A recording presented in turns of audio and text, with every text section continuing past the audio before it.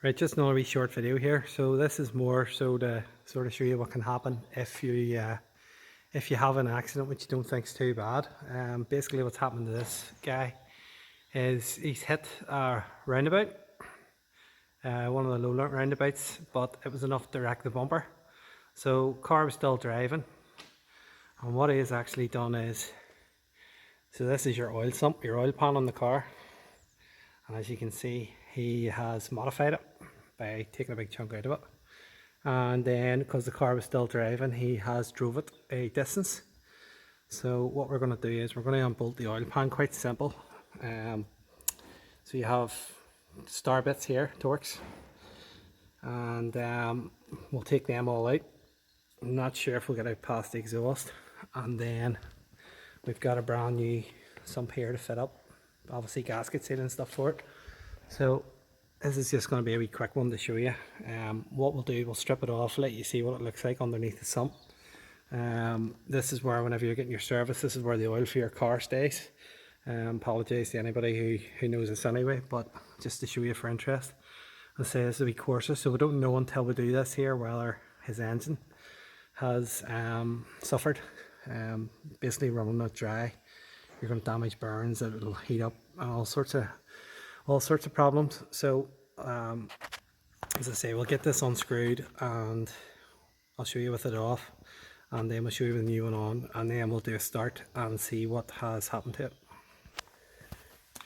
Right, so here's the damage side, I'm off, and we actually had to disconnect the front pipe. So it's your front pipe, your down pipe, catalytic converter, which is sometimes further back.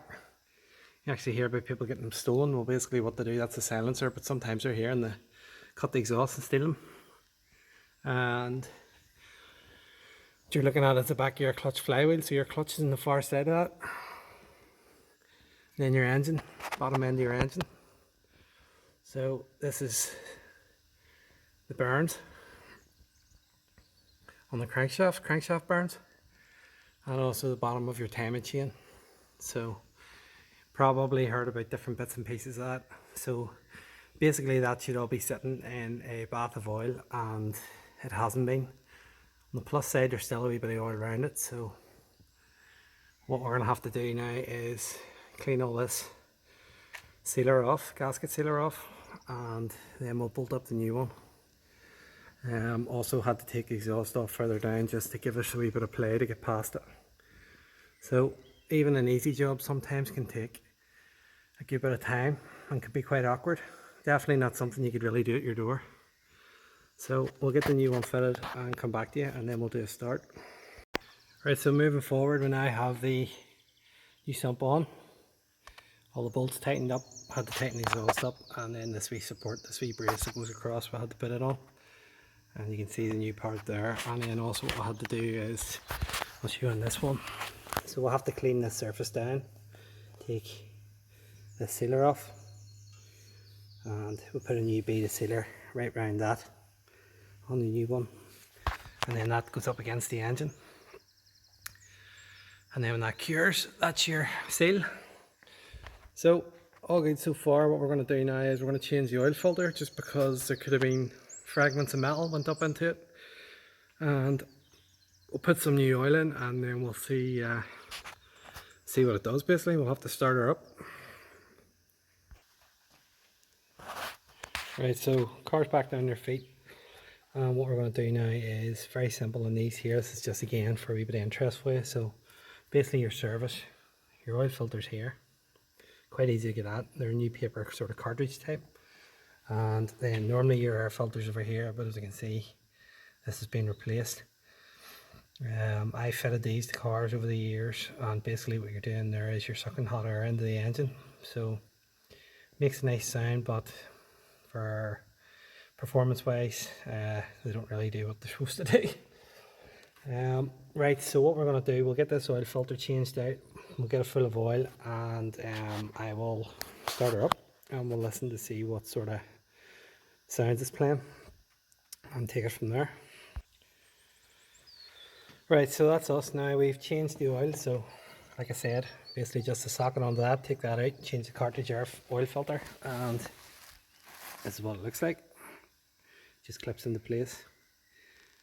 There's no metal on it, so that's a good sign. If that was full of metal, then the metal would be right around the engine. So hopefully anything that dropped off the sump dropped away onto the road. So there's basically nothing else apart from just trying it. So initially this is going to sound really loud, ticking, and then what we're going to hope for is it quietens down and we don't hear like a constant dull knock. If it does, then it might just survive for another day, but I'm not confident with it, to be honest, because I know we drove it a bit of a distance. So we'll give it a start here. Again, I haven't set up a tripod, so what I'm going to do is I'll just give it a quick start and then I'll come back to you straight away.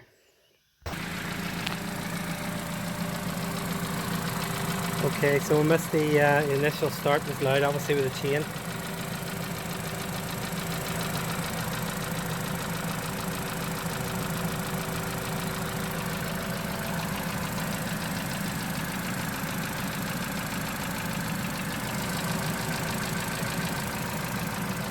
It isn't as bad as I was expecting.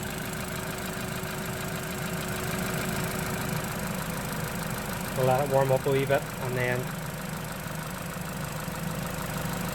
give it a bit of accelerator and see what happens.